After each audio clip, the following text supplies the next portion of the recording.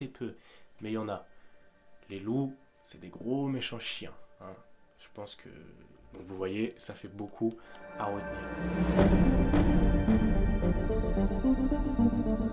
Ok, salut mes résistants. Dans cette vidéo, on va voir comment est-ce qu'on pourrait faire pour se protéger, qu'on soit en nature, qu'on soit dans un lieu urbain, face aux menaces humaines et animales. Parce qu'il ne faut pas oublier que la menace animale, ça reste quand même capital. Premièrement, vous avez la conférence où j'introduis le programme Armor sur le piégeage humain. Piégeage humain, ça veut dire quoi?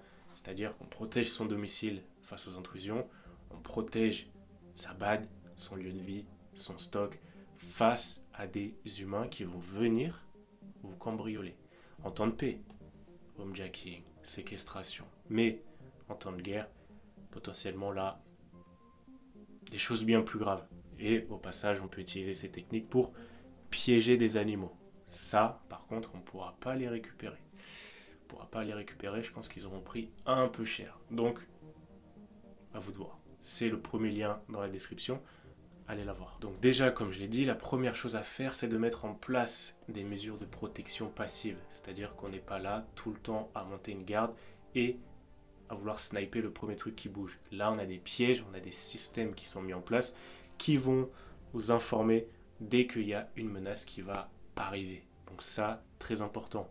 Il faut capitaliser sur la ressource humaine et donc forcément, on va éviter de se fatiguer à trop monter la garde. Même si on va le faire, j'y reviendrai après. Ensuite, deuxième point, il va falloir connaître sa zone. Pourquoi est-ce que je dis connaître sa zone? Pour les personnes qui aimeraient partir, par exemple, dans les Pyrénées. Alors, je confonds tout le temps les Pyrénées et les Alpes. Je ne sais pas pourquoi. J'arrive jamais à retenir ces putains de montagnes. Moi, je parle de la frontière entre l'Italie et la France. Je crois de mémoire que c'est les Alpes, si je ne dis pas de conneries. Donc, il faut savoir que dans ces montagnes-là, on a toujours des petits loups qui continuent à se reproduire. Ils sont très peu, mais il y en a. Les loups, c'est des gros méchants chiens, hein. Je pense que c'est plutôt balèze. Ceux qui ont les malinois, ceux qui ont les pitbulls, bah là vous mettez un cran au-dessus, un animal beaucoup plus balèze. Il a des crocs qui sont bien acérés. Bah ça, il faut connaître sa zone. Quand j'étais parti en Bulgarie, alors pas avec l'armée, mais dans le civil, je suis parti en forêt. Et qu'est-ce qu'il y a dans les forêts bulgares, dans les Balkans? Ah bah là, c'est pas comme en France. On a les ours et on a les loups. On a tout ce qu'il faut pour être bien.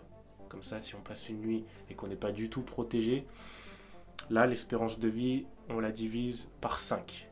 Et en plus, si on fait à bouffer, qu'on laisse des bonnes odeurs attirer les animaux, là, vous avez compris qu'on s'expose de plus en plus au risque. Donc, le piégeage animal et humain obligatoire. Et ensuite, connaître sa zone. Savoir dans quel environnement est-ce qu'on part. Parce que si jamais vous partez, je ne sais dans quelle forêt, il faut connaître les menaces animales, les insectes, les plantes. Donc vous voyez, ça fait beaucoup à retenir. Ensuite, je l'ai dit au début de la vidéo, le piégeage, c'est important. Cependant, il va falloir aussi capitaliser sur la ressource humaine et donc forcément monter la garde. Monter la garde, ça permet d'avoir quelqu'un qui va effectivement voir si les pièges s'enclenchent et s'ils s'enclenchent, c'est pourquoi.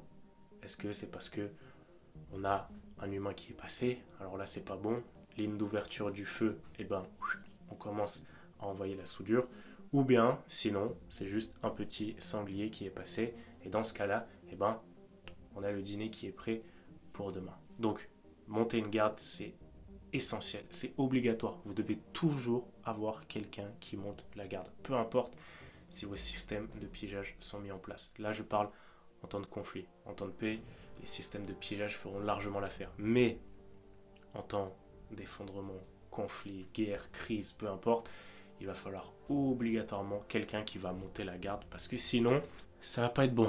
Voilà. Et souvent, quand le mec monte la garde, il va falloir faire en sorte qu'il comprenne l'importance que ça a. Parce que souvent, le mec peut s'endormir ou ne pas se réveiller à la garde. C'est du vécu. Moi, ça m'est arrivé à l'armée, des fois, on se réveille pas pour la garde et on laisse son pote reprendre une heure de plus. En général, ce genre de choses, ça finit au clash. Donc, en temps de paix, en temps de guerre, on va éviter ça. Voilà, ça, c'est des mesures ultra importantes à mettre en place si jamais vous voulez bien dormir. C'est pour le bien de tout le monde. Et vous allez voir, monter la garde tous les soirs, et à un moment, ça va vous faire péter un plomb. Mais c'est la vie, c'est la survie. Dans la description de la vidéo, la conférence piégeage humain, allez la voir. Et ensuite, mettez en place 2-3 mesures. Je vous dis à très bientôt. Ciao.